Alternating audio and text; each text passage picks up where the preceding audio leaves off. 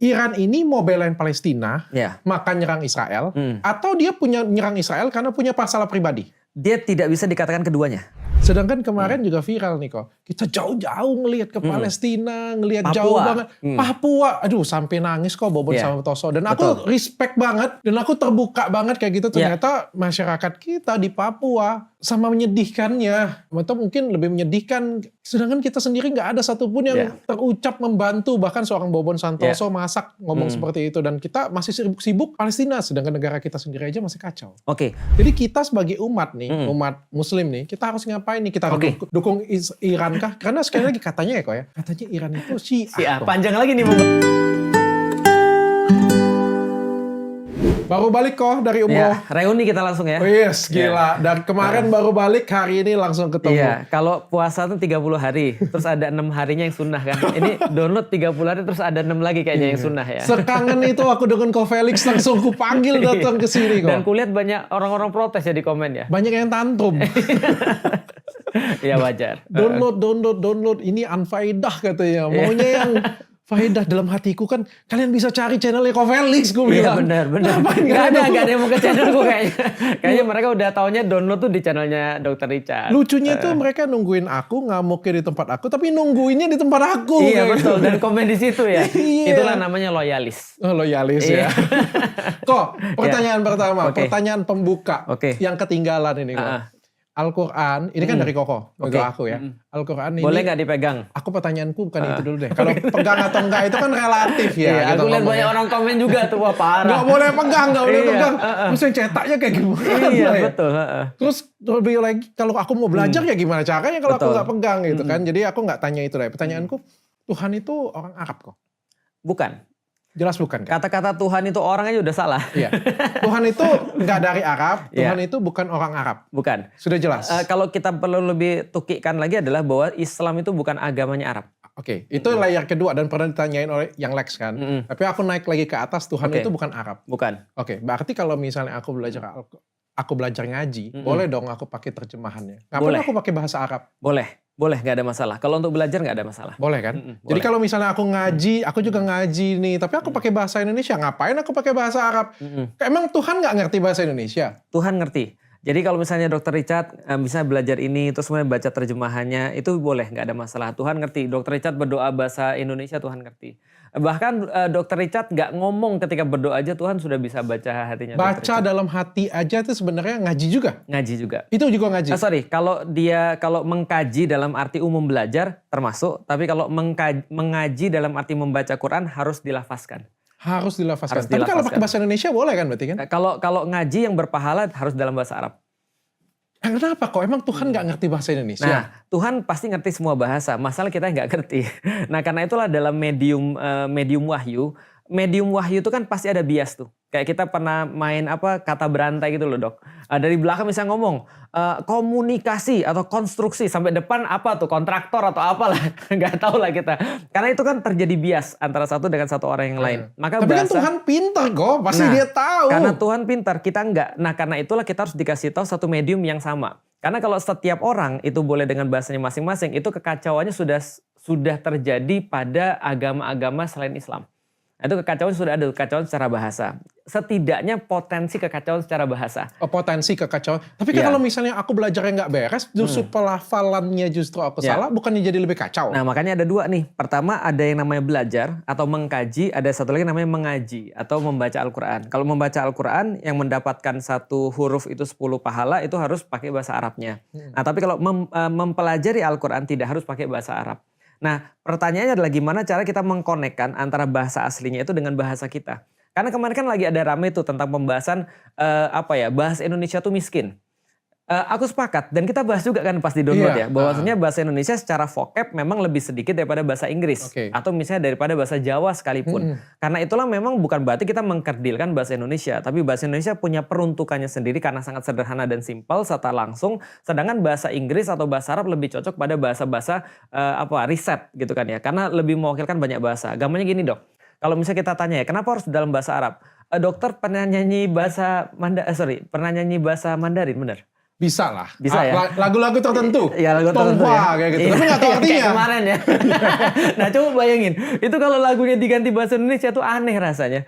Iya bener, geli sih. Geli. Ya aneh dan geli kenapa? Karena padanan kata itu nggak masuk gitu maksudnya. Oh, oke. Nah sehingga bahasa Arab itu menjadi dalam tanda kutip pemersatu dan menjadi sebuah pakem untuk dipelajari itu dari Allah seperti itu, sehingga yang paling mirip maksudnya Allah tuh apa yang kita bisa tahu itu kalau kita memahami bahasa Arab aslinya. Oke, tapi bahasa Indonesia juga boleh kan? Nggak ada Berarti kan masalah kalau kita untuk berdoa, belajar. mengaji, membaca boleh banget ya? Ya, sholat nggak boleh. Pertanyaannya kayak gini kok. Iya. Kalau misalnya orang baca pakai yang Al-Quran, pakai bahasa Arab, tapi nggak tahu artinya. Nah itu juga sama. Jadi problematik juga. Jadi orang ngaji Al-Quran nggak tahu artinya, itu problematik. Dan orang yang belajar bahasa Indonesia tapi nggak ngerti bahasa Arab itu juga problematik. Jadi sama aja. Jadi Soalnya kan dia sebut nih, Tuhan ngerti, dia sendiri nggak ngerti. betul, itu problemnya. Dia sendiri yang melafazkan Betul. kagak ngerti. Itu jadi kayak kasusnya kayak bahasa roh kan. Makanya kan ketika bahasa roh kan banyak yang protes tuh. Kita ngapain kita melafazkan sesuatu yang kita nggak ngerti sendiri. Mending kita ngomong sesuatu yang kita ngerti. Ya Allah pengen minta apa, ya Allah pengen minta apa. Nah, kan gitu. itu. Nah makanya aku bilang itu sama-sama problematis.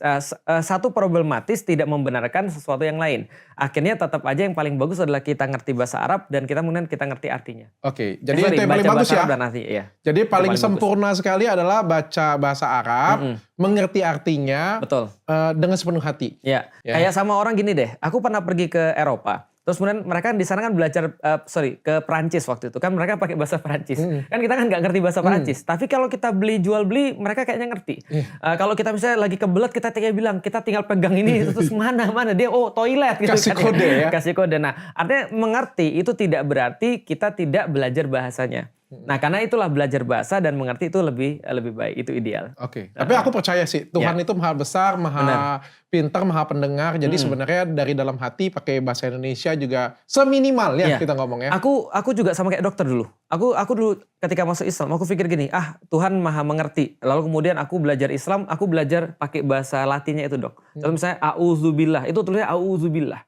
Bismillah itu tulisnya Bismillah. Tapi aku nggak baca Arabnya. Kenapa? Ini bagiku udah kayak apa? Es dawet gitu. Karena cacing semua. Gimana cara baca? Aku nggak ngerti. Putusnya di mana aja nggak tahu tuh bahasa Arab waktu itu. Tapi Dok, namanya itulah yang kita sampaikan pada setiap pembelajar. Yang ada bukan tidak mampu, tapi yang ada adalah kurang cinta. Jadi cintanya harus dinaikin. Karena kalau kita cinta, kita pasti akan belajar. Temanku itu ya, namanya Fuad. Dia itu mencintai Korea sebelum dia belajar bahasa Korea. Ngerti kok aku. Tapi kan kita kan Tuhan ini kan bukan orang Arab. Terus kenapa kita harus cintain Arabnya? Kita tidak harus cintai Arabnya, tapi kita harus cintai mediumnya ini. Karena cara dia berkomunikasinya seperti itu. Karena dari awal adalah seperti itu ya. Jadi yang kita cintai bukan Arabnya atau bahasa Arabnya terlebih dahulu, tapi Allahnya terlebih dahulu. Oke. Nah, ketika dan medium awalnya adalah bentuknya seperti ini, bahasanya asalnya dari situ. Dan kita menghargai itu. Dan itu penting sekali. Karena kalau kita nggak tahu bahasa aslinya apa, kita akan sulit sekali untuk memahami itu. Oke. Siap kok. Aku datang ke sini, aku pengen ngobrol soal ini lagi panas kok. Iya. Israel, Palestina. Kemarin panas banget, lalu reda, nggak tahu ada beritanya di mana. Tiba-tiba ini panas lagi gara-gara Iran kirim rudal ke Israel. Dan tepat kemarin, itu Israel kirim rudal balik ke Iran. Mungkin ongkirnya kurang. Iya, betul. Refund. Iya, betul. Kok bisa Iran juga menyerang Israel nih kok? Ini sejarah panjang sebenarnya. Makanya sebenarnya gini, pertama-tama aku harus jelasin dulu ini memang sebuah permasalahan yang sensitif sekali. Karena kenapa? Karena Iran itu punya fanboy-nya gitu kan ya. Lalu kemudian Israel juga punya fanboy-nya, Arab Saudi juga punya fanboy-nya. Nah, dan apa urusannya dengan Arab Saudi? Nanti kita akan reveal satu persatu. Nah, sejarah yang panjang ini pertama kita harus kasih tahu bahwa Iran tidak serta-merta selalu problem dengan Israel. Atau Iran ini punya masalah dengan Israel? Nggak serta-merta selalu punya masalah. Oke, pertanyaan kayak gini kok. Supaya singkat kayak. Iran ini mau belain Palestina, maka nyerang Israel, atau dia punya nyerang Israel karena punya masalah pribadi? Dia tidak bisa dikatakan keduanya. Kenapa tidak bisa dikatakan keduanya? Karena Iran punya kepentingan sendiri. Karena Iran, gampangnya gini, Iran ini bisa kita katakan sebagai pewaris tunggal daripada peradaban besar namanya Persia. Oke. Jadi Persia ini kan udah lama sekali nih. Begitu dia tutup usia ketika di zamannya Islam, nah itu pewaris tunggalnya adalah Iran. Jadi Iran ini bisa kita katakan warna yang paling kuat itu adalah Persia. sebenarnya. Sedangkan Israel kita sudah tahu adalah pewaris daripada Israel Raya itu. Atau dalam tanda kutip kita bisa katakan ya peradabannya Bani Israel lah. Oke. Nah gitu. Nah dulunya ini temenan. Makanya dulu pernah kita cerita pas di podcastnya Dr. Richard, kalau yang belum nyimak nanti disimak lagi, bahwasanya Babilonia tuh pernah menghancurkan Israel Raya itu, lalu kemudian setelah di pembuangan dihancurkan lagi sama kerajaan Assyria. Nah ketika itu Cyrus Agung yang merupakan raja daripada Assyria pada saat itu, Persia, itu kan meminta agar mereka balik lagi untuk buat tempel lagi di situ, untuk buat haikal lagi di situ, untuk kemudian dibiayai sama Persia. Jadi dulunya nih erat nih dua orang. Temenan. Nah tapi sekarang kok bisa jadi begitu? Nah, aneh juga. Karena memang ini selalu berganti-ganti nih. Karena gini, yang lebih lucu lagi adalah yang termasuk yang mengakui pendirian negara Israel pertama kali itu juga Iran. Lah, ya kok kan? bisa jadi? Nah makanya ini sebenarnya dimulai kalau mau lebih singkat lagi dari revolusi Iran. Revolusi Iran itu kan terjadi tahun berapa ya? 79 kalau nggak salah ya. 79 itu terjadi revolusi Iran. Di situ bergantilah pemerintahan sekuler pada saat itu. Iran diganti oleh yang namanya Ayatollah Khomeini. Kalau pernah dengar. Nah ini kan penggantinya nih, Ali Khomeini namanya. Nah sejak saat itulah kemudian mereka ini menyatakan diri sebagai Republik Islam Iran, lalu kemudian menyatakan tidak suka pada Israel. Tapi kenapa kemudian kita katakan bukan karena dia juga bela Gaza? Menurut pendapatku, pertama karena itu dia state sendiri bahwasanya dia tidak ada urusan dengan Gaza. Yang dia lakukan adalah membalas apa yang dilakukan oleh Israel ketika ngebom kedutaan dia di Suriah. Ini yang terjadi dan menewaskan banyak sekali pejabat-pejabat pentingnya Iran. Nah ini retaliate. Kalau dari kata mereka ini dendam pribadi. Dendam pribadi. Ini ya dalam masalah ini aja ya. Nama Islam ya. Betul, dalam masalah ini aja ya. Makanya kenapa perlu aku ceritain latar belakangnya, karena supaya orang-orang tuh nggak ngira bahwa mereka tuh senantiasa berantem sama Israel, nggak juga. Tapi kok sekarang? Nah sekarang karena tadi ada pemboman yang kalau jangka pendek, ada pemboman di kedutaan Iran di Damaskus barusan. Beberapa waktu yang lalu ketika dibom banyak yang meninggal, akhirnya kemudian mereka serangan balasan. Walaupun kemudian kalau orang-orang Iran, kalau misalnya di TV-TV atau di berita dikatakan bahwa mereka senang karena seolah-olah Iran membela Gaza, itu urusan mereka. Dengan beberapa pernyataan Iran juga bahwa mereka membela Gaza, itu urusan mereka. Karena kita lihat motifnya apa sebenarnya yang terjadi di sini, kan kita coba untuk jabarin semua. Dan kalau misalnya ada orang-orang Palestina juga senang ketika misalnya Iran ngebom dan Iran ngirim rudal, itu juga adalah motif yang lain. Karena aku secara pribadi ketika ditanya gimana Ustadz pendapatnya tentang Iran nyerang Israel, ya bagus aku bilang. Kenapa? Ya semua orang boleh nggak suka sama Israel, aku bilang kan, itu terserah dia. Karena itulah aku nyampein bahwa setidaknya ini menyampaikan pada kita adalah bahwasanya orang di dunia itu menjadi euforia karena mereka tuh benar-benar nggak suka dengan ketidakadilan, dengan kesewenang-wenangan, seenak sendiri bisa ngebom orang lain gitu. Nah pas dibalas orang senang. Tapi aku pengen tanya kayak gini. Jadi Iran ini nyerang Israel bisa karena Gaza, bisa karena bukan karena Gaza, apapun atau karena dendam pribadi dari mereka sendiri. Ya, tapi yang mereka state karena kedutaan mereka dibom. Mereka state-nya karena kedutaan mereka dibom. Pertanyaannya kayak gini kok. Ada banyak negara Islam. Betul. Bahkan Al-Quran sendiri dari Arab Saudi. Benar. Negara terbesar yang rakyatnya paling banyak Islamnya ada di Indonesia. Betul. Ada juga Malaysia. Ada juga Iran. Kenapa Iran bantu, sedangkan kita ngomong di Arab Saudi sendiri dengan Yordania, itu belanya Israel loh. Oke, pertama-tama kita katakan tidak bantu dulu ya, karena bantu ini adalah kata-kata yang lebih cenderung kepada dia pro kan gitu kan ya. Padahal tadi sudah kita katakan bahwasanya Iran ini tidak serta-merta dari awal pro dengan Palestina dan berantem dengan Israel, enggak juga, karena secara sejarah mereka sebenarnya dekat sebenarnya, pernah dekat lah setidaknya, dan tidak juga di state oleh Iran bahwasanya mereka membela Gaza atau membantu Gaza, tapi mereka cuma retaliate atas apa yang terjadi di Damaskus ketika kedutaan mereka dibom. Nah sekarang kita pindah kepada orang-orang yang negara-negara Islam tadi. Nah pertanyaan gini, kalau seandainya kita melihat pada sesuatu yang tidak di state atau tidak ada langsung kemudian faktanya, maka kita tinggal bergantung pada teori konspirasi.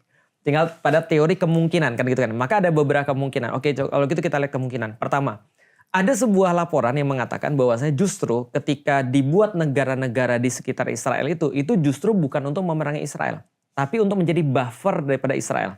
Maka kalau kita lihat sejarah, pernah kita ceritain sama Dr. Richard bahwasanya pasca keruntuhan Turki Utsmani, itu dibagi lewat perjanjian Sykes-Picot oleh Inggris dan Perancis menjadi negara-negara kecil-kecil. Salah satu adalah Saudi Arabia, lalu kemudian Yordan, lalu kemudian Iran, Irak, dan segala macam. Nah ketika itu mereka semua dibentuk untuk kemudian dalam tanda kutip tadi, melindungi kepentingannya Israel di situ.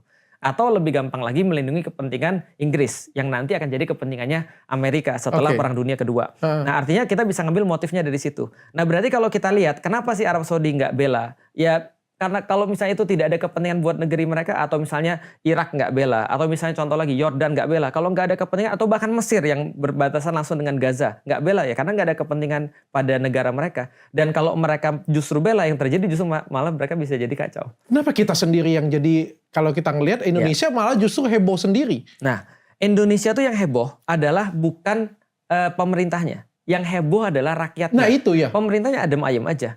Nah itulah kemudian kita senantiasa bilang pada pemerintah, di mana kemudian komitmen kita pada pembukaan Undang-Undang Dasar 1945. Padahal di situ kan sudah jelas-jelas ada untuk berperan aktif dalam dalam perdamaian dunia. Tapi jawabannya mungkin aku ambil sedikit opsi jawabannya Ya, kok ya. boleh. Arab aja diem. Nah itu tadi aku bilang bahwa problem Palestina itu ternyata bukan problem fisik, tapi problem pemikiran. Nah problem pemikiran tuh salah satu yang paling besar adalah ketika dia mengatakan bahwa kita tuh beda dengan mereka. Ini bukan problem kita, ini problem Arab. Arab aja diem, ngapain kita ikut? Padahal kalau ini diluaskan menjadi problem kaum muslimin, yang sementara aku ngomong terus, ini bisa bergerak semua. Kan aku bilang pada videoku yang terakhir, coba bayangin kalau sana Rasulullah Muhammad itu masih hidup. Lalu kemudian dia nanya, kenapa orang Indonesia nggak gerak? Terus kita bilang, karena pemerintah kita nggak suruh. Gitu kan. Rasul bilang, aku susah-susah nyatuin kalian jadi satu agama, sekarang kalian dipisah-pisah lagi. Sehingga kalian nggak bisa bergerak apapun gitu maksudnya. Ini kan tidak Islami. Masyarakat Arab sendiri nggak sampai ke sana. Berarti kita lebih religius dong daripada masyarakat Arab sendiri. Itu tepat. Makanya kita itu sebenarnya secara dukungan kepada Palestina lebih jelas dan lebih religius daripada orang-orang Arab. Atau orang Indonesia lebih keracunan agama dibandingkan orang Arabnya sendiri. Lebih tepatnya adalah kalau kita lihat justru orang-orang Islam yang aku lihat itu lebih memegang agama saat ini daripada misalnya yang ditunjukkan sekarang oleh negeri-negeri Arab yang di sekitar mereka. Karena gampangnya gini dok. Kalau seandainya aku ngelihat ya, Indonesia yang paling jauh aja, itu kepedulian udah luar biasa. Iya. Kalau dekat, itu pergi tuh kayaknya mereka. Ya kalau tetangga kan tinggal pergi mereka tuh kayaknya. Karena nggak ada duit aja. Karena nggak ada duit, atau nggak bisa difasilitasi, atau pergi dikatain teroris dok. Iya, Ya kan okay. ya. Nah artinya makanya mereka nggak bisa melakukan apa-apa kan. Yang bisa mereka lakukan hanyalah berbuat ya yang sesuai dengan kapasitas kalau kita mereka. tetanggaan kita pergi deh. Kayaknya pergi kayaknya. Makanya orang bilang, oh Feli kenapa nggak jihad aja? Masalahnya bukan itu. Masalah adalah kita nggak boleh masalahnya. Kalau boleh, aku yakin banyak yang daftar. Aku yakin. Nah, tapi kan ini tidak terjadi. Sedangkan mereka dekat dan mereka tidak melakukan itu. Berarti pemahaman agama mereka wajib dipertanyakan. Bukankah Rasul bilang bahwasanya kita adalah umat yang satu?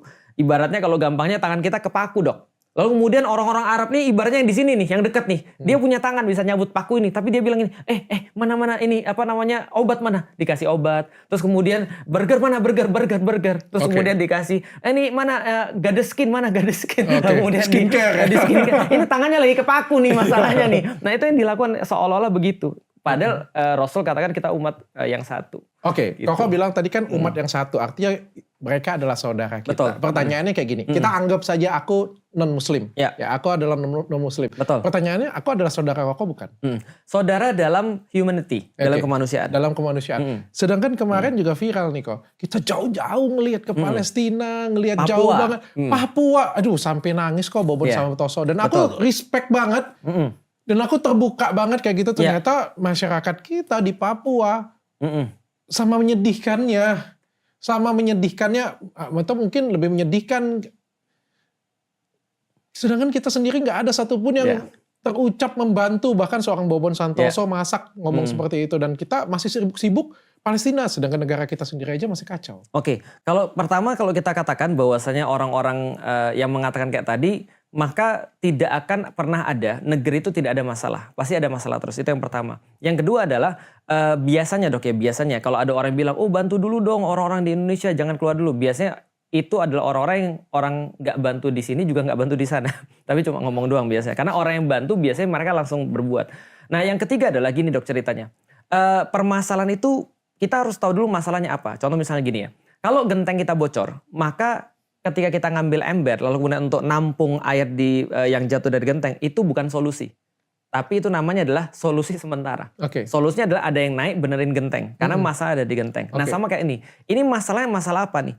Kalau masalah adalah masalah kelaparan, masalah adalah kemudian tidak adanya bahan makanan, masalah ketidaksejahteraan dan segala macam, berarti yang harus disalahkan bukan orang per orang kan.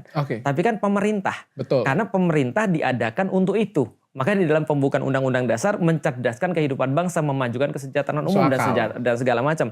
Artinya kalau misalnya pemerintah itu justru nggak ditanya, tapi yang ditanya adalah kita, untuk apa ada pemerintah, kan gitu. Kan ya.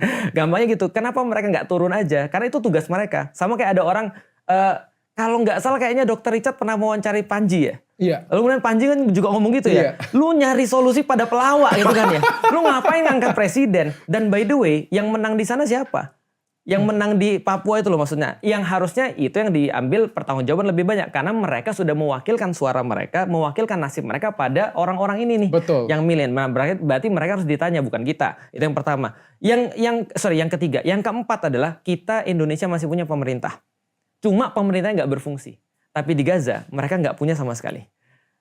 Pertama. Yang kedua adalah mereka tidak dianggap manusia. Yang ketiga, itu urusannya nyawa, bukan lagi makanan, bukan lagi nggak pernah ngelihat sapi atau ngelihat babi dan segala macam. Ini adalah nyawa yang sangat luar biasa besar. Dan yang keempat adalah, nih coba kita lihat ya. Yang kelima adalah, coba Dok lihat, ketika Iran ini kemudian terjadi problematika, ketika dia nyerang Israel dan Israel balas, orang bilang, wah ini gawat nih. Kenapa? Ini pintu menuju perang dunia ketiga. Indonesia mulai ketar-ketir dong. Kenapa? Para bisnismen mengatakan ini adalah saat yang tidak tepat untuk investasi karena terjadi banyak sekali ketidakpastian. Orang-orang kemudian stok makanan dan segala macam. Jangan-jangan ini masalah pangan dan seterusnya. Orang-orang pada stres. Kenapa? Oh ternyata mereka baru tahu apa yang terjadi di sana, yang nun jauh di sana mempengaruhi Indonesia. Kan gitu kan ya. Nah kalau mereka tahu Palestina itu adalah pusatnya yang tempat orang gejolak. Kalau terjadi sesuatu di sana, itu bisa ke kita juga. Makanya artinya kalau kita peduli ke sana, itu sama seperti peduli ke kita juga. Oke. Sekali lagi bukan berarti kita nggak peduli, berarti tidak kita peduli ke Papua. Karena yang keenam, banyak orang yang nggak tahu bahwasanya banyak sekali organisasi-organisasi Muslim yang mereka udah ngirimin para dai ke Papua, mereka bikin kemudian sumur, mereka bikin kemudian makan, mereka ngirimin baju dan segala macam. Tapi apa sih yang bisa diperbuat dengan dua tangan orang, Dok? Oke, sama seperti Gitu. tadi ada yang netes tadi kita cuma taruh baskomnya saja di situ ya. Itu nggak solusi. Oke, balik lagi kita ke pemerintah untuk memperbaiki gentengnya. Dokter kesana Dok, bawa skincare Dok, itu nggak menyelamatkan nyawa orang-orang Papua. Aku juga kepikiran juga gara-gara Ko Felix tadi bilang, aku kalaupun nyumbang 1 miliar pun kayak nggak ada apa-apa. Nguap, percuma aja. Apalagi Dok, belum kita berbicara kemiskinan sistematis. Dokter tahu nggak, di Papua tuh sangat kaya sekali. Ada Tembagapura. Ada emas. Nah, ada Tembagapura. Ada Tembagapura. Itu baru sedikit aja Dok. Gimana ceritanya mereka? Itu pohon-pohonnya itu Dok. Itu penyeludupan pohon. Itu kan miliaran tiap hari. Penyeludupan pohon-pohon yang di Papua itu. Pertanyaannya ini kan masalah sistematis. Kita nggak bisa nyelesain masalah ini cuma dengan mohon maaf, dengan donasi. Karena kalau kita donasi, taruhlah sampai di sana. Donasi ini akhirnya kemana lagi? Akhirnya ya karena misalnya sistematis mereka nggak dikasih edukasi. Mereka akhirnya belanja lagi pada sesuatu yang salah mungkin dan segala macam. Ya nggak berubah apapun. Ya kuncinya pemerintah. Sistem, bukan kita. Nah di sana nggak ada pemerintah. Di sana yang adalah pemerintah yang bunuhin orang-orang itu. Oke. Nah itu problemnya. Makanya kita bilang kan Israel ketika memerangi Gaza, ketika bukan memerangi, membantai orang-orang Gaza, mereka dibantu sama Amerika berapa? 4.000 triliun dalam bentuk bantuan militer Dok. Dalam bentuk senjata, dalam bentuk bantuan militer dan segala macam untuk kemudian membantai orang-orang. Sementara kita ngirim bantuan humanitarian aid itu pun cuma 40 triliun dibanding 4.000 triliun. Itu pun sudah seluruh dunia nggak imbang. Oke. Nah itu problemnya lebih besar jauh. Kok aku kembali lagi ke perang. Ini kan Iran sekarang menyerang Israel. Israel menyerang Palestina. Kalau menurut aku ini sudah melebar ya. Kalau kita ngelihat akhir tahun kemarin kan Israel, Palestina ya. Atau Gaza ya kita bilangnya. Sekarang Iran juga. Bales-balesan kayak gini punya menurutku sih kok. Kalau misalnya aku berantem dengan Koko ya. Aku berantem dengan Ko Felix nih. Tentu aku ngajak yang Lex nih. Betul. Tim aku nih, tim up kayak gitu ya kan. Bagus banget. Habis itu Ko Felix juga, wah gue kurang ngajar nih orang ini. Aku panggil juga Habib kayak gitu kan. Sesama kan.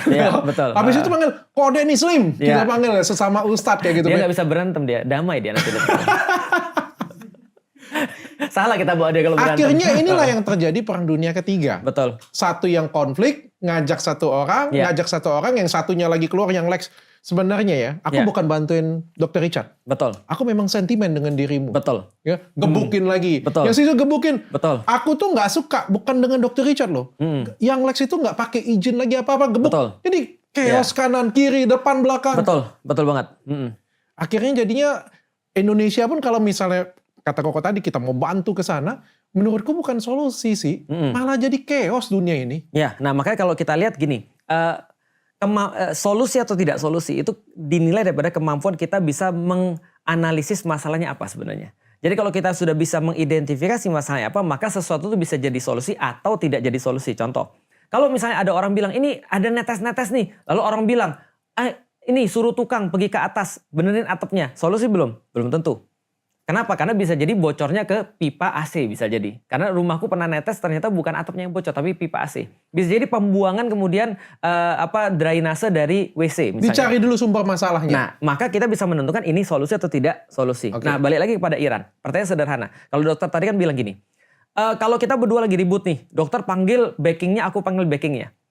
Tapi bisa jadi juga yang terjadi sebaliknya, Dok. Sebenarnya yang ribut tuh backing kita. Iya. Cuma backing kita nyuruh kita jadi ribut. Betul nah juga. Ini motif yang lain. Makanya motif yang lain ini adalah gue sponsorin, gebukin nih Felix nih. Inilah namanya proksi. Jadi ketika kemudian orang tuh nggak mau berantem secara terbuka, dia kemudian bahasa Jawanya nabok nyelih tangan. Minjem tangan. Nabok minjem tangan orang. Nah makanya orang-orang senantiasa mengaitkan karena tidak ada satupun yang terjadi sekarang tanpa ada urusannya Amerika kan gitu. Betul. Tanpa ada keterlibatan Amerika. Betul. Maka orang bilang siapa proksinya siapa. Maka orang bilang Israel sudah pasti proksinya Amerika. Maka ketika Israel ada masalah dengan Iran, Israel langsung lapor kepada Amerika. Amerika langsung ngancam Iran. Iran langsung kemudian punya backing juga. Rusia sama Cina. Perang lah. Nah makanya pertanyaannya adalah mereka yang manggil backing atau mereka ini sudah punya masalah yang jadiin dua ini sebagai proksi kan gitu. Itu problematikanya. Makanya aku bilang Iran ini adalah negara yang lama. Dan peranannya penting sekali di situ. Makanya yang sudah kita lihat semenjak revolusi Iran nggak suka sama Amerika dan Amerika nggak suka sama Iran. Karena Iran dan Amerika itu dulunya pernah dekat juga, tapi mereka saling nggak suka setelah revolusi kan gitu kan ya. Nah maka Iran punya kepentingan di tanah itu dan punya backingnya juga. Amerika punya kepentingan di situ dan kita sudah tahu dan sudah kita tahu proksinya adalah siapa. Maka pertanyaannya ini perangnya antara Iran, Israel atau perangnya lebih besar sebenarnya yang sudah ada. Kan berarti gitu ke depan ini akan tidak menutup kemungkinan akan terjadi perang dunia ketiga ya? Itu sangat mungkin sekali selama Amerika masih ada. Karena kenapa? Selama Amerika masih ada, Amerika pasti akan melindungi kepentingan Amerika dimanapun dia punya. Termasuk kasus Irak kemarin kan. Itu lebih parah lagi kok, ini bukan hanya perang agama jadinya. Kalau misalnya Rusia terlibat, Cina terlibat, kita ngomong seperti ini ya, betul. Ke Amerika juga. Ini kan dua-duanya bukan soal agama lagi ini kita bicara. Penulis buku yang sangat terkenal namanya Samuel Huntington, dia nulis Clash of Civilization, itu mengatakan bahwasanya memang tidak selalu harus agama yang menjadi motif daripada orang itu memperebutkan sesuatu. Motif yang lebih besar kadang-kadang adalah motif yang lebih rendah, itu adalah motif duit, motif ekonomi. Atau misalnya motif, apalagi misalnya motif ya keluarga bisa jadi. Atau misalnya motif-motif yang lain, tapi ya kebanyakan sih duit sih. Oke. Apakah konflik di Timur Tengah saat ini sudah dibahas oleh Nabi? Apakah konflik Timur Tengah saat ini sudah pernah dibahas oleh Nabi Muhammad di masa lampau? Jadi sudah diprediksi nggak oleh Nabi Muhammad bahwa negara Arab justru timbul banyak perpecahan dan peperangan? Iya, itu sudah termasuk bagian daripada hadis. Oh iya? Udah termasuk. Itu kisah sebelum datangnya Imam Mahdi. Sudah diprediksi? Sudah diprediksi. Itu akan terjadi gejolak terus-menerus. Makanya kan kita selalu bilang bahwasanya jangan pernah kita meremehkan Baitul Maqdis atau Palestina. Karena Palestina itu semacam kayak barometer bagi umat Islam. Atau barometer bagi umat dunia. Iya, katanya kalau misalnya nggak ada lagi maka terjadi kiamat. Iya, terjadi kiamat kalau sudah terjadi kedamaian di situ. Tapi justru kalau kedamaian. Iya, kedamaian. Jadi kalau dia menang kiamat, kalau dia musnah kiamat juga berarti. Iya, makanya kiamat kan sebenarnya kan perkara keyakinan ya. Sekali lagi perkara keyakinan dan itu sudah di-state oleh Rasulullah bahwasanya di situ kan terus-menerus bergejolak. Nah, bergejolak itu bukan berarti tidak ada kedamaian. Kalau gitu gejolak aja terus kok. Enggak juga sih sebenarnya. Karena kedamaian yang dimaksud itu yang aku bilang tadi. Kalau kalian mau kiamat? Kalian ketawa-ketawa, kalian mau kiamat. Aku tanya, ini nih Palestina ini, kalian tahu nggak kalau Ultraman tuh di bagian dadanya kan ada lampu. Sudah kelap-kelip ya. Tutut. Kalau itu mati, kiamat. Iya.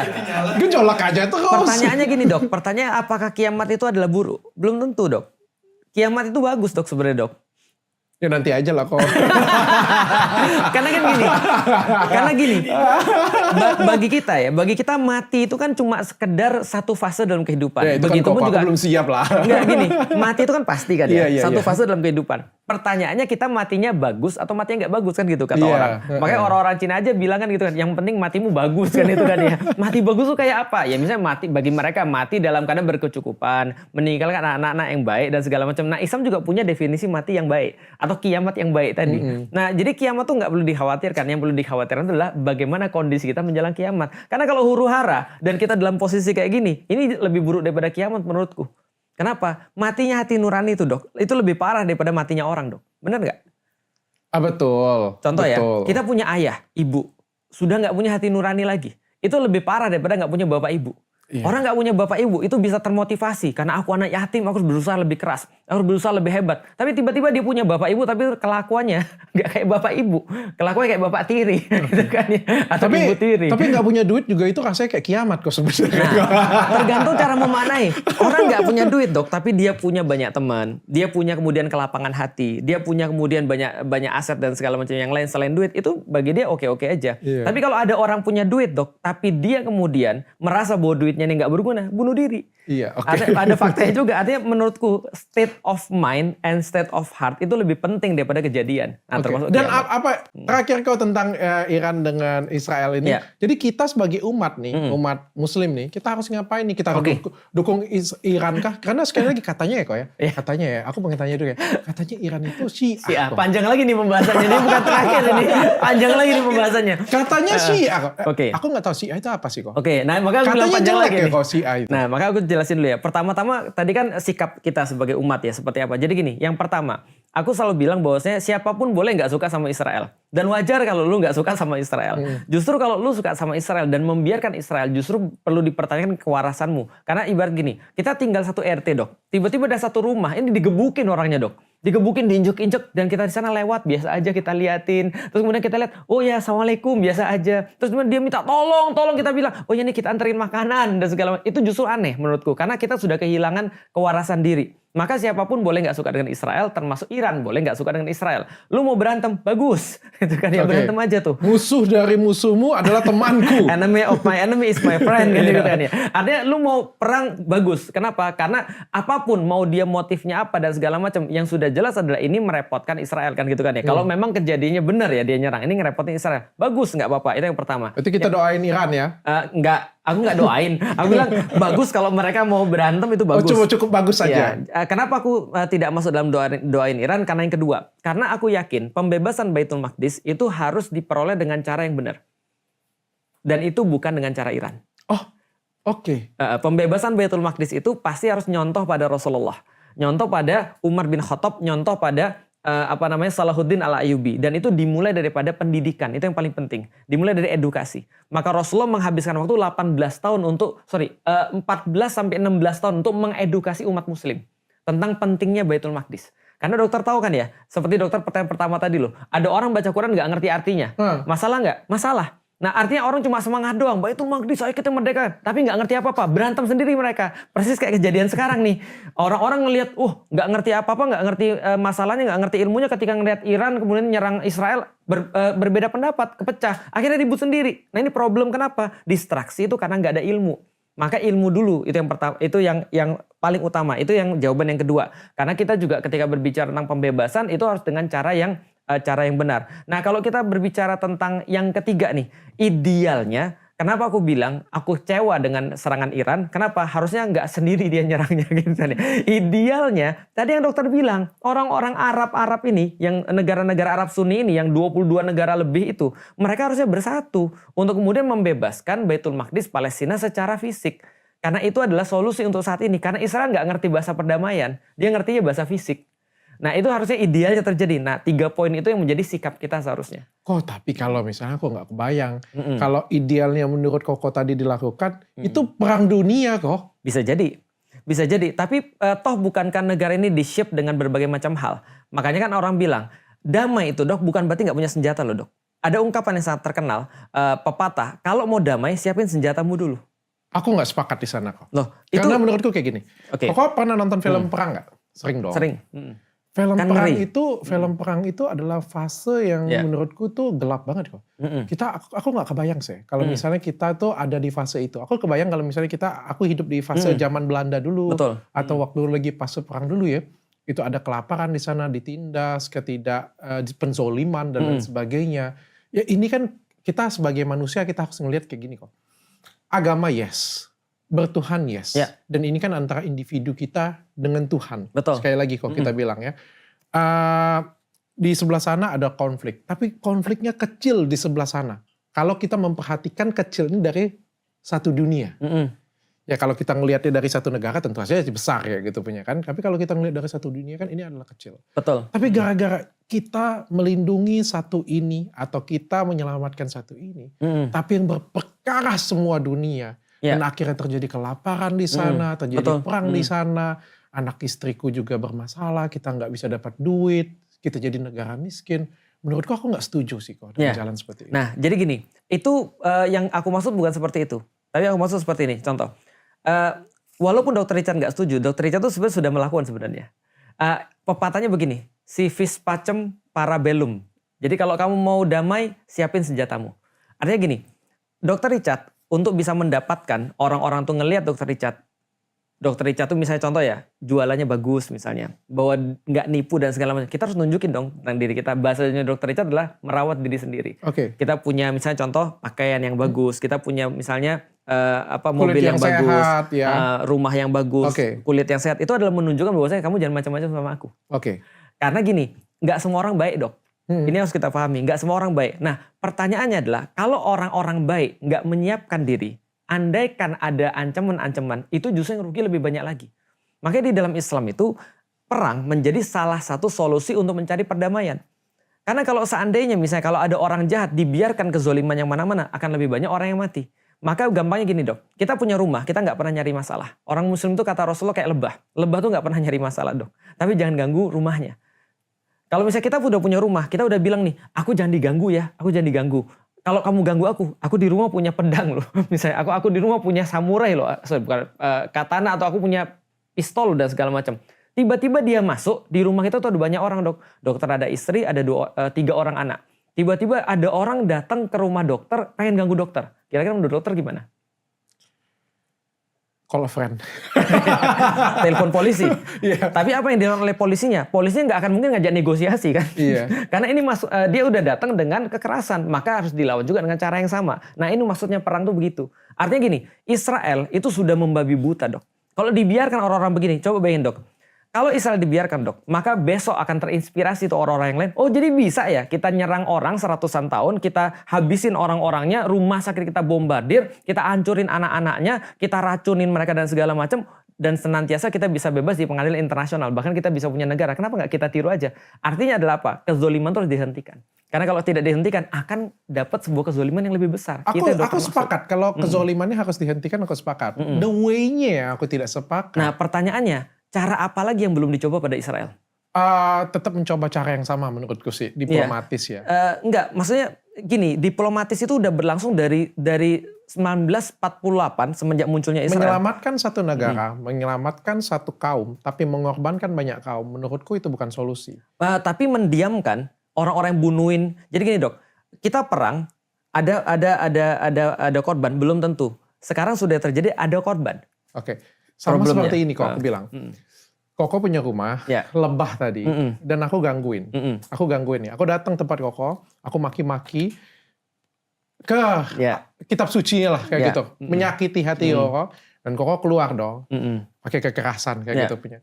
Dengan kekerasan, aku rugi. Tapi Koko nggak tahu kekuatanku seberapa besar. Betul.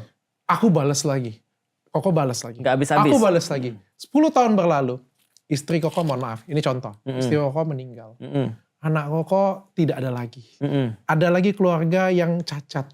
Setelah Koko lihat kayak gini punya, melihat ke sana. Menang pun juga. Jadi arang, kalah jadi abu. Dan belum lagi kita ngelihat kayak seperti sana. Dan pada waktu itu tentu kita merefleksi diri. Andai pada waktu itu Dr. Richard datang melakukan ini dan aku bersabar 1 detik aja atau mundur 1 langkah saja. Mungkin gak akan seperti ini. Atau jalan lain yang aku tempuh untuk memenjarakan Dr. Richard kayak gitu. Mungkin tidak akan jadi seperti ini.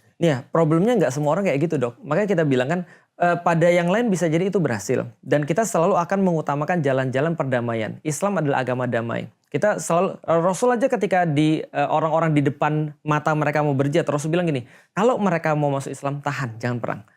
Kalau memang harus perang, jangan perangi anak-anak, jangan perangi wanita, jangan perangi orang-orang tua. Cukup tentara-tentaranya saja. Yang ketiga, kalaupun mereka sudah nyerah, jangan berlebihan. Itu kata Rasulullah. Artinya jalan perdamaian tetap dicoba. Problemnya dok, masalah gini, ini ada tiap hari ada orang mati dok. 30.000 kan bukan angka yang bukan angka yang kecil sebenarnya. Nah pertanyaannya adalah motivasi kita untuk menyelesaikan masalah ini seperti apa. Maka orang ada yang namanya eskalasi. Namanya polisi juga ada eskalasinya kan ya. Contoh misalnya ketemu dengan maling misalnya. Ya pasti kemudian dia akan tembak dulu ke atas tuh. Malingnya masih lanjut, baru dia mau ngarahin ke malingnya kan gitu kan ya. Nah bisa nggak kita nyalain polisinya? Enggak, karena dia punya wewenang untuk itu. Karena dia punya ukuran-ukurannya, measurement untuk itu. Nah sama kayak orang-orang muslim, tidak serta-merta kita langsung bunuhin orang. Measurementnya pasti ada. Problematikanya yang kita hadapin ini dok, bukan tetangga yang rese. Yang kita hadapin adalah orang-orang yang sudah bunuhin orang. Nah ini harus dihentiin dulu nih. Pertanyaannya gimana caranya dihentikan? Sedangkan kita sudah coba rapat, kita sudah coba himbauan. Kemarin DKPBB ngumpul, yang bikin veto siapa? Amerika. Nah pertanyaan gimana lagi cara dok kita bisa kemudian, jadi gini dok, kalau kita bikin cerita, coba kita tanya sama orang-orang yang terdampak konflik dok. Tanya sama mereka, mau gimana lagi kita sekarang coba. Mereka bilang, lu punya 2 tangan, lu punya 2 kaki. Kalau memang kami adalah saudara kamu, kenapa kamu gak bela kami? Kan itu sesederhana itu. Kita nggak mikirin tentang masalah kita menang atau masalah kita kalah. Tapi masalah adalah kita menghargai nggak mereka sebagai saudara. Sebagaimana Israel itu nganggep ternyata ya mereka cuma kayak human animal kan gitu. Nah ini yang harus diselesaikan menurutku. Nah dengan berbagai cara. Dari yang paling rendah sampai yang paling tinggi. Oke. Kok aku sebenarnya ada pertanyaan tentang Syiah tapi aku skip aja. Mungkin kita next episode itu bisa 2 jam lagi tuh. Serius. Kita bahas tentang, aku benar-benar nggak tahu loh tentang Islam tuh ternyata ada Islam Syiah, ada Islam Sunnah wal Jamaah, Sunnah wal Jamaah, ada Sunni, bahkan ada yang bilang itu Syiah tuh. Jadi, tapi aku skip karena ini aku pengen 1 episode spesial supaya untuk jadi ini ya, untuk jadi teaser ya. Gampangnya gini dok, dokter pernah dengar aku dipersekusi nggak? Sering. Pertanyaan, yang persekusi aku Syiah atau bukan? Bukan. Artinya apa? Katanya pemerintah. Iya, tapi mungkin yang kelihatan bukan langsung pemerintah gitu kan. Tapi kan kelompok kan itu kan ya. Nah, gak apa-apa. Tapi artinya gini. Nah, artinya gini. Problematika itu tidak harus kemudian antara Sunni dan Syiah. Di Sunni sendiri pun seperti di Indonesia yang hampir mungkin 90% Islamnya adalah Sunni, itu juga ada permasalahan tersendiri. Nah, artinya sebenarnya Islam itu cuma satu. Nah, penyebutan Sunni dan Syiah itu untuk menggambarkan tentang konflik lama. Nah, nanti kita jelasin pada waktu yang lebih. Oke, ada Sunni, ada Syiah, ada ISIS. Nanti kalau ISIS kejar ke sana ya. Ya boleh. Tapi sekarang yang lagi viral ini 2,5% dengan 10%. Nonton gak kok? Iya nonton. Aku nonton. Di mana nontonnya? Aku nonton cuplikan agak panjangnya. Pas umroh aku nonton. Pas umroh. Iya. Tanggapan dulu kok. Tanggapan ya. Jadi gini, kalau itu soal penistaan, aku ragu itu masuk penistaan. Tapi kalau mengolok-olok iya. Karena jelas banget kan kalau mengolok-olok iya. Cuman gini loh dok. Kita itu kan kalau kita nggak deket kayak gini dok. Omongan apa aja kan jadi masalah ya. Nah yang aku sayangkan tuh adalah kenapa pendetanya itu nggak mendekat dulu. Baru kemudian guyonan. Karena kalau sudah dekat itu paling kayak guyonan. Sama kayak aku bilang gini, dokter kalau belum syahadat ya jangan ini dulu lah gitu kan ya. Iya jadi bercandaan ya. Jadi bercandaan gitu kan ya. Login aja belum loh kayak gitu. Sunat aja belum misalnya kayak gitu misalnya. Ya kan itu kan gak jadi tersinggungan kan ya. Betul kalau juga kita ya. sudah dekat. Udah gini sunat aja dulu pokoknya gitu ya. Lu bayar cuma 2,5% kok mintanya ibadahnya cuma sekali seminggu gitu kan ya. Itu kalau didengar sama kita, aku dengar mungkin aku gak akan tersinggung kalau di temanku. Kenapa? Karena pernyataan itu seolah-olah aku lihat, oh ya berarti dalam pandangan dia ketika dia sudah bayar 10 itu bisa dikurangi ibadahnya. Dalam pandanganku, bro justru bagi kita orang kemudian bisa sholat itu adalah sebuah privilege sebenarnya. Jadi kalau dikasih sebuah sholat, keberuntungan. Iya yang aku jelasin terakhir pas di download keberuntungan 5 kali sholat sehari itu keberuntungan bagi kita yang sudah tahu. Tapi ya udahlah ya, bagiku kalau seandainya itu adalah teman, dia sudah dekat itu cuma jadi guyonan aja. Kalau dipublis paling parah jadi olok-olokan. Tapi kalau untuk penistaan aku ragu sih kalau itu penistaan ya. Karena kan penistaan itu kan ya aku udah pernah bahas ya. Penistaan itu sangat dipengaruhi oleh niat, itu yang pertama. Karena pernyataan itu akan balik lagi ke niat. Lebih gampang adalah orang tersinggung atau tidak. Tapi kalau video tadi itu diputar ke umum, aku yakin orang tersinggung. karena olok-olokan. Banyak yang stitch, pasti kan Iya. ngerasa tersinggung kan. Iya, tersinggung gitu. Masa tersinggung. Tapi sebenarnya kan kalau kita ngelihat, aku nggak bicara konteks hukum lah ya. Kalau Iya. kita ngomong konteks hukum kan mungkin nanti ada urusan pengacara, ahlinya lah. polisi, jaksa yang akan membedahnya ya. Karena Terlibat, kan betul. sebenarnya pada di video tersebut tuh nggak ada sebut Islam, Betul. cuma ngomong 2,5% dan 10%. Sama gerakan sholat, tapi. Sama gerakan. Iya, Ya, sama gerakan. Jadi tidak bawa apa-apa, tidak Iya. bawa ayat, nggak bawa Iya. buku apa-apa Nggak gitu. kayak yang ya. kemarin ya, langsung bawa ayat ya. Ya, jadi betul. sebenarnya kalau dari segi hukumnya biar mereka yang bedah ya. Iya. Tapi kalau menurutku sendiri agak jauh. Iya. Tapi kalau mengolok-olok Iya. ada benarnya. Ada benarnya. Betul. Tapi bukankah itu hal yang biasa dilakukan oleh agama Islam sendiri? Makanya aku bilang dok, artinya gini dok, kalau kita dekat, olok-olokan tuh jadi sebuah guyonan. Aku sama temanku ngolok-ngolok terus gitu kan, kita ngebully terus, kita guyonan terus, bahkan kadang-kadang kita guyonan sampai dalam level-level yang sangat private. Contoh misalnya, jangankan sama temen ya, temenku itu ada juga ketika dia buka pengajian, dia kan harus mencairkan suasana. Dia bilang gini, nggak ada yang namanya ya, sekarang namanya maksiat Islami, itu nggak ada. Misalnya seperti apa? Contoh pacaran diawali dengan basmalah, pacaran di bawah beduk, itu nggak ada. Dia dengan hamdalah nggak ada. Atau judi syariah nggak ada ya. Ngocok dadu, misalnya Allahu Akbar, gitu.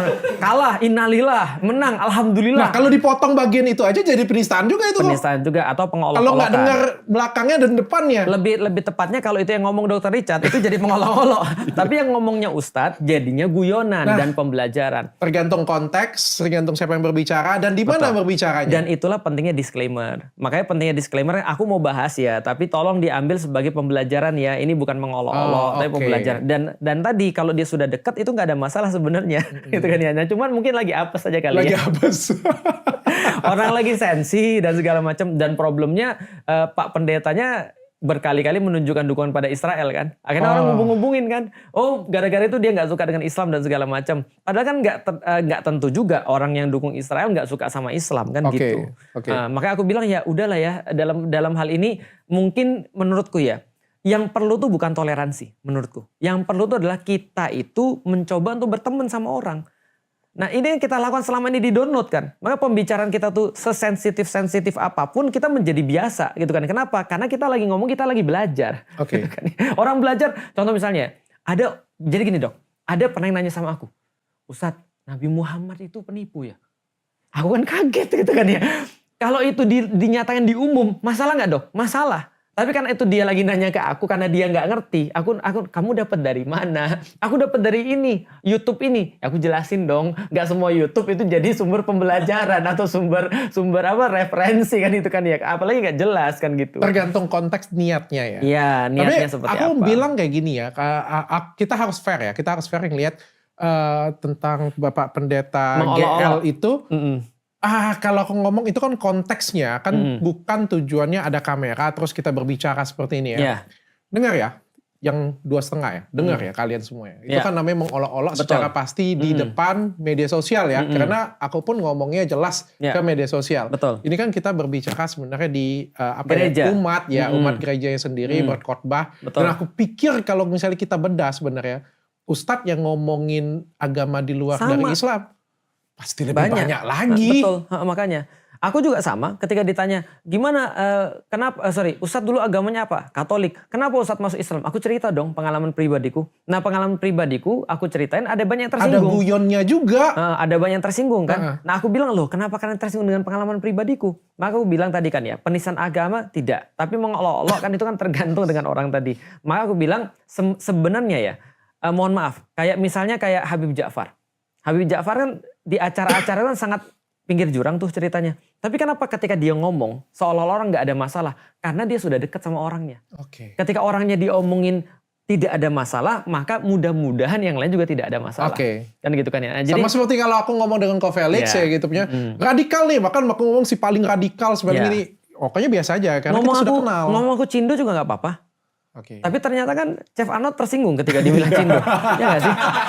Jadi tergantung ya konteksnya ya sebenarnya ya. Makanya kalau kita bicara tentang mengolok-olok lebih luas daripada penistaan agama menurutku sih.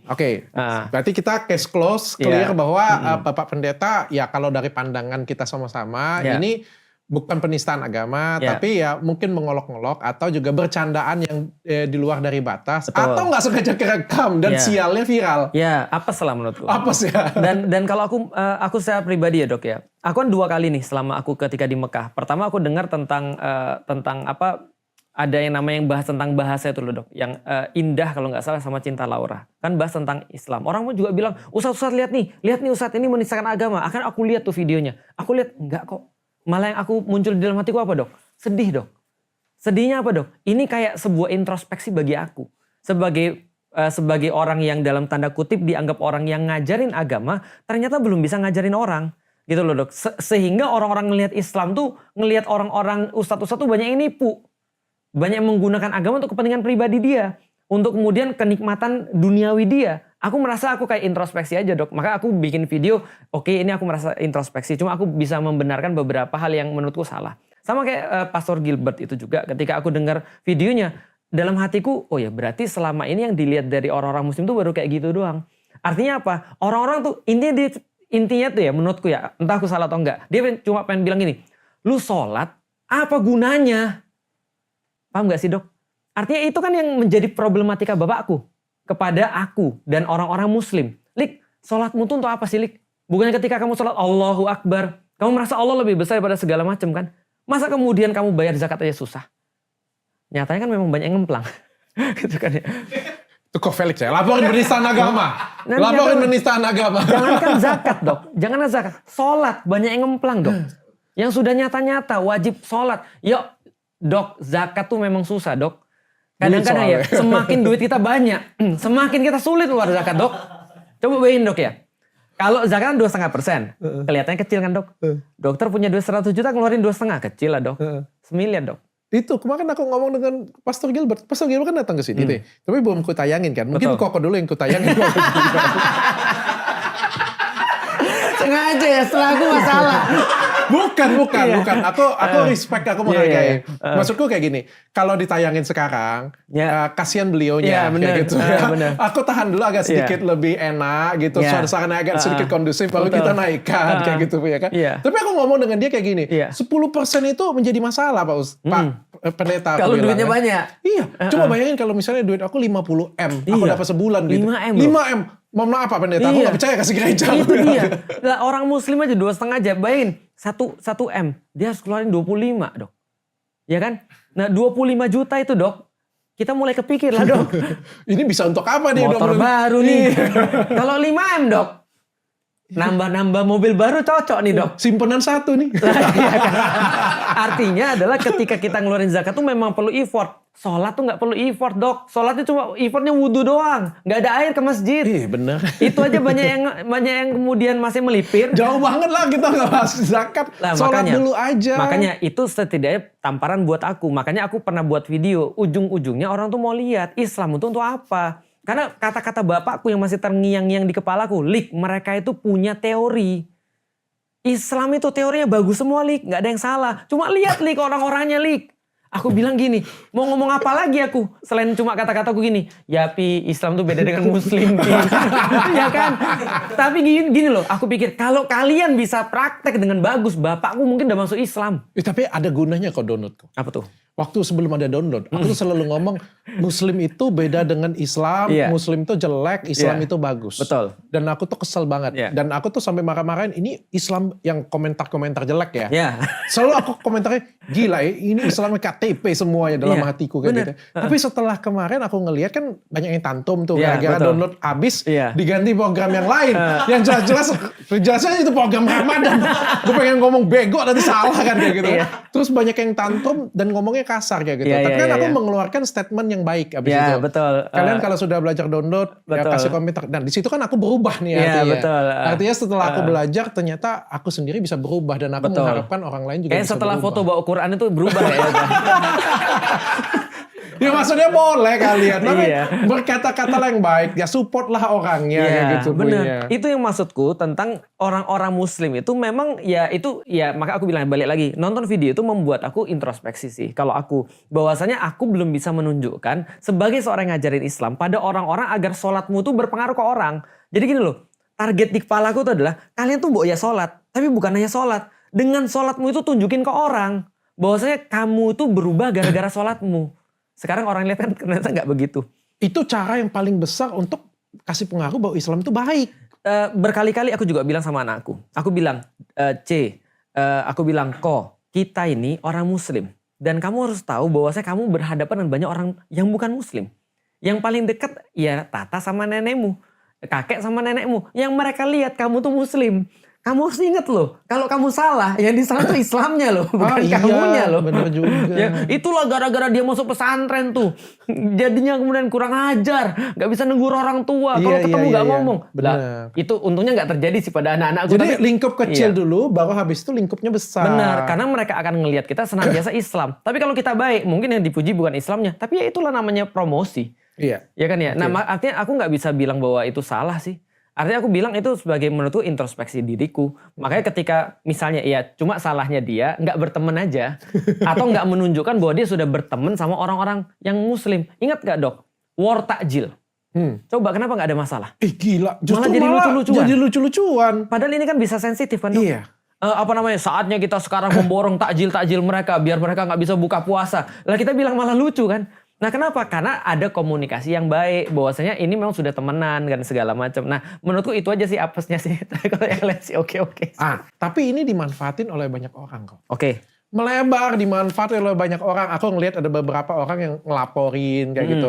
Entah, ya kita nggak tahu lah kok ya motifnya apa ya. Entah benar-benar membela Tuhan. Yang aku nggak tahu juga emang Tuhan perlu dibela kayak gitu ya. Pokoknya kita belum bahas itu ya. Iya sebelum tahu kok Tuhan yang bela kita kayak gitu punya. Kok kita yang bela Tuhan pula sekarang ini kan. Atau mau pansos tadi kan supaya diliput media kan kayak gitu kan. Kenapa ini ya udah cukup sih kita tegur, kita marahin. Apalagi kan nggak sampai ke penistaan lah kita ngomong kayak gitu punya. Tapi sampai jadi gaduh, kita sendiri yang buat gaduh.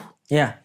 Nah itulah aku bilang, itu kan soalan edukasi dok. Ingat gak dok aku bilang dok, orang-orang kayak gini dok, beragama apa aja masalah hidup dia.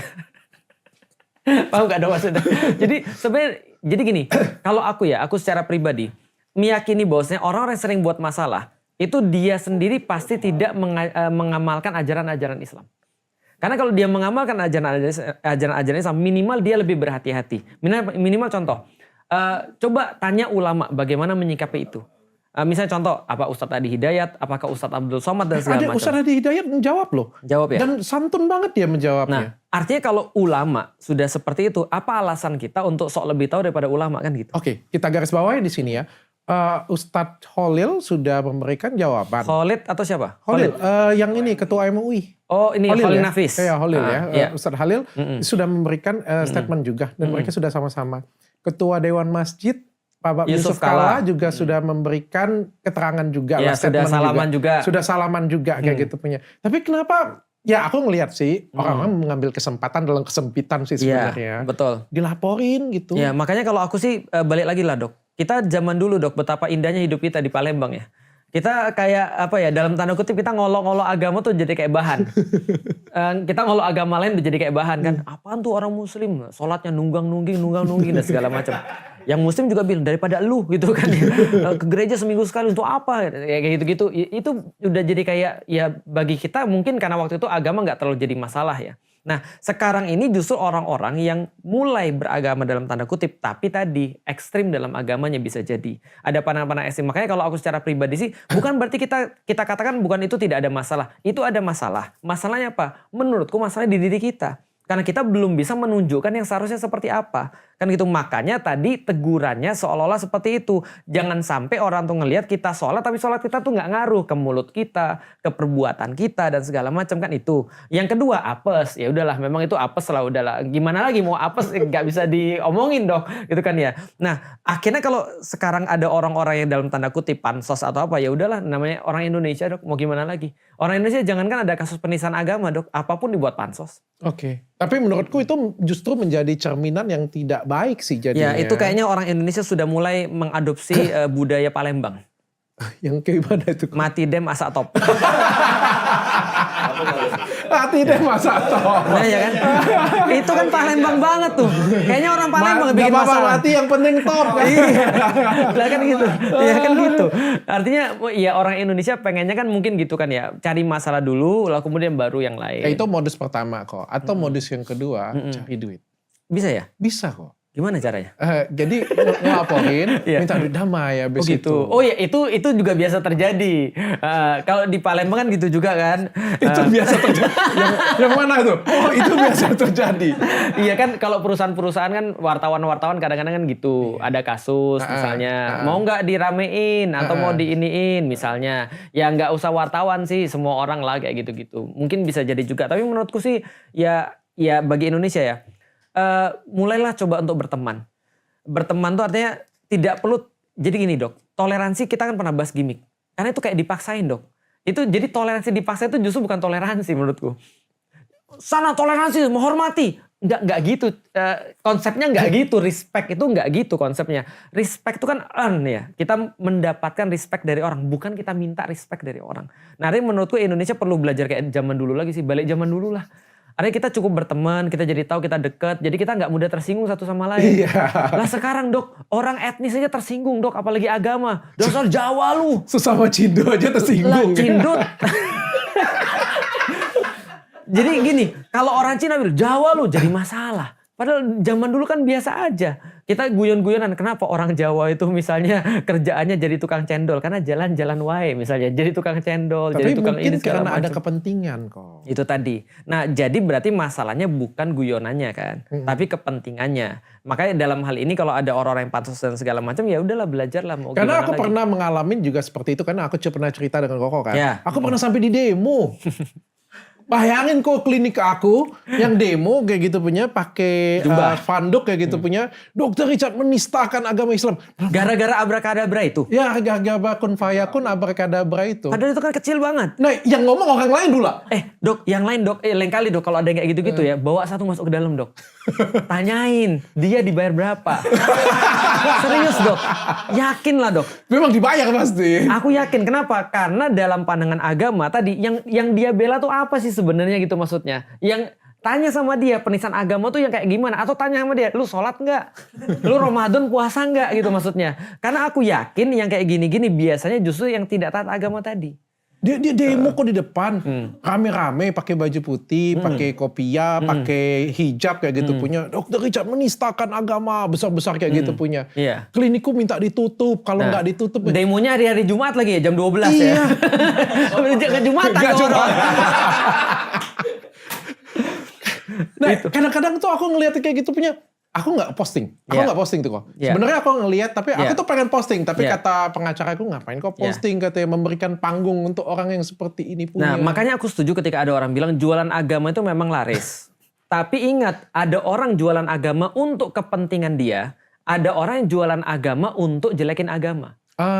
Nah jadi tergantung yang mana. Kan ada orang bilang, oh ustadz-ustadz tuh jualan agama memang laris. Hati-hati, ada juga orang yang jualan agama untuk kepentingan yang lain. Yang selain agama. Oke. Kok kalau kita ngomong kan sekarang ini kan lagi sensitif nih. Ya. Kita kasih tutorial aja kok ya. Kadang-kadang ini kan lidah ini kan tak bertulang. Betul. Kadang kita ngobrol juga nggak sengaja. Benar. Namanya kadang-kadang guyon. Kadang-kadang aku guyon buat Ko Felix tersinggung. Ko Felix ngomong, aku juga kadang-kadang tersinggung. Tapi karena kita teman, besok kita temenan lagi. Benar. Tapi mereka masih ribut di bawah sana. Iya benar. Tapi kalau misalnya aku ada salah ngomong, atau ada teman-teman yang salah ngomong di luar sana. Iya. Nggak sepantasnya lah, atau seperti Bapak Pendeta tadi, nggak sengaja ngomong nih kayak gitu punya, dan nggak ada maksud, jelas dia nggak ada maksud, kecuali benar-benar ada, ini agama ini kalian itu semuanya, ya kan kalau itu sudah jelas ya betul, kok ya. Betul. Tapi ini nggak punya maksud, nggak ada keinginan, tapi viral kok. Oke, gimana caranya? Kita tuh harus kayak gimana sih? Oke.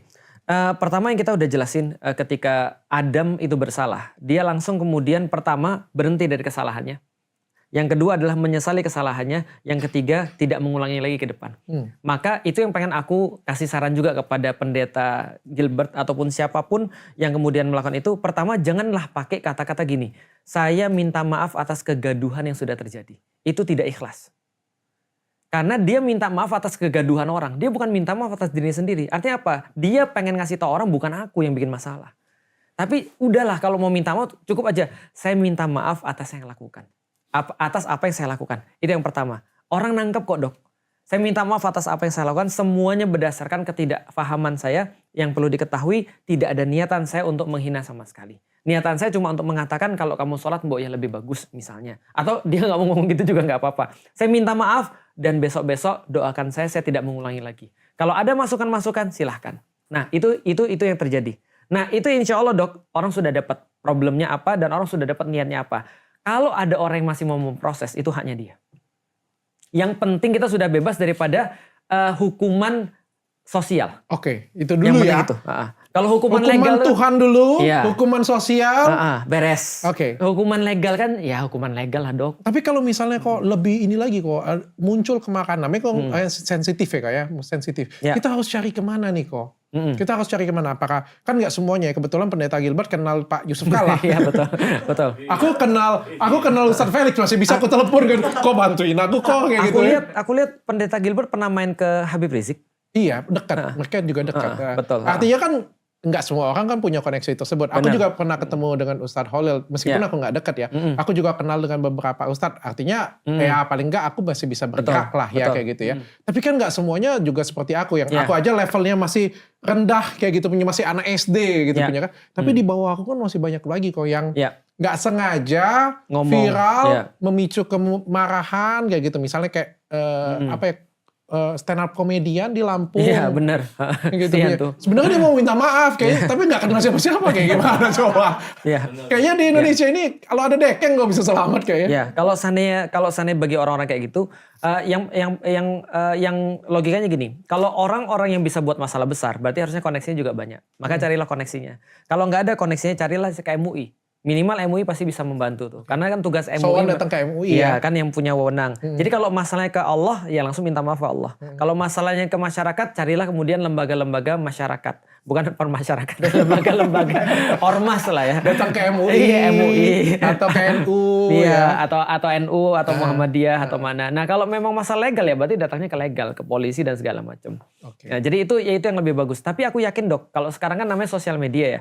Orang viral karena sosial media itu bisa bagus juga di sosial media. Nah artinya ketinggal dia minta maaf aja tadi kata-katanya. Kalau aku nggak suka sih kata-kata aku minta maaf atas kegaduhan yang aku buat. Jadi kegaduhannya itu masalah, bukan dirinya yang masalah. Dan itu udah aku dengar berkali-kali tuh orang tuh kegaduhan. Kalau minta maaf ini minta maaf aja. Download juga aku pernah salah. Dan aku akhirnya bilang sama tim, aku salah. Tolong tampilin kemudian pinin permintaan maafku. Aku maaf karena aku nggak ngerti dan segala macam. Ini salah. Yang benar ini. Selesai. Karena kita adalah manusia yang penuh dengan kesalahan. Nggak ada orang yang nggak punya salah. Biasa aja ya. Betul. B aja lah kali. Kecuali kayak kemarin itu. Ada satu grup viral, isinya apa? Orang nginjek-nginjek Al-Quran. Oh iya ada? Ada. Dikencingin dan segala macam. Nah itu kalau datang ke aku mau minta maaf, ya minimal kena tumit dulu lah.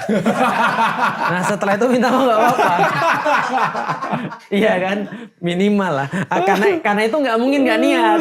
Gitu kan ya. Gak mungkin gak niat. Orang gak niat kok tuh. Ya sama kayak gini lah. Yang pernah ini loh, nyirem novel Baswedan itu.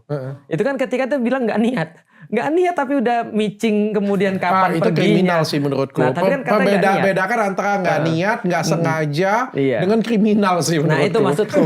Jadi yang kayak gitu-gitu juga gak mungkin gak niat sih. Tapi kalau misalnya kayak Pendeta Gilbert, ya kalau aku melihat entah kalau ustadz-ustadz yang lain ya, aku tidak, sekali lagi aku bukan standar Islam. Aku adalah standarku sendiri. Nah aku misalnya tadi lihat Ustadz Adi Hidayat misalnya sudah menyampaikan dengan santun dan segala macam. Menurutku sih yang paling perlu disampaikan adalah cara ngomongnya dan kedekatannya. Tapi kalau untuk kontennya menurutku sih ya paling parah itu ngolok-olok. Paling parah. Tapi kalau penistaan ya nggak kayak kasus kemarin. Ya karena dibandingkan, kan ada video juga dibandingkan dengan salah satu ustadz juga. Iya. Ada dibandingkan juga. Jin kafir dan lain sebagainya. Ya, tapi aku ngerasa kan ini kan konteksnya kan di lingkup masing-masing ya. Kayak aku ngomong di keluarga aku misalnya. Itu ya, Felix itu ya. Aku gak suka banget dengan dia. Kalau direkam ya nyampe juga viral juga itu. Itu pernah ditanya sama orang tuaku juga. Itu gimana tuh dengan Ustadz Somad yang pernah bilang itu di salib ada jin kafir gitu misalnya. Disebut lagi. Ya kan bisa ditit gitu kan. Lalu aku bilang itu penjelasan ketika dia ditanya. Dan dalam pemahaman kita ya setiap patung itu ada isinya dalam pemahaman kita. Dan kita nggak memaksa pemahaman orang lain kan itu. Ditambah dengan guyon ringan ya, gitu dengan guyon ringan ya. Artinya ya ketika dia ditanya daripada pendapatnya ya itu nggak ada masalah menurutku. Makanya aku bilang balik lagi kepada pendeta tadi ya apes. Ya kalau udah apes itu nggak ada obat. Kalau tadi kan kalau teknik dan segala masih ada obatnya kan. Tapi kalau di Indonesia memang viral itu pilih-pilih kok memang. Kalau ganteng aman, kalau cantik aman. Iya, memang benar dok. Itu benar. Jangankan viral dok. Ketilang aja, kalau cakep dok, itu nggak semahal yang Makanya Koko tuh jelek. datang perawatan di tempat aku. Biar kalau Koko ada apa-apa, Koko tuh aman. Langsung berkurang setengah ya Mas. Iya, supaya ada keamanan kok di Iya, situ. jangankan kasus orang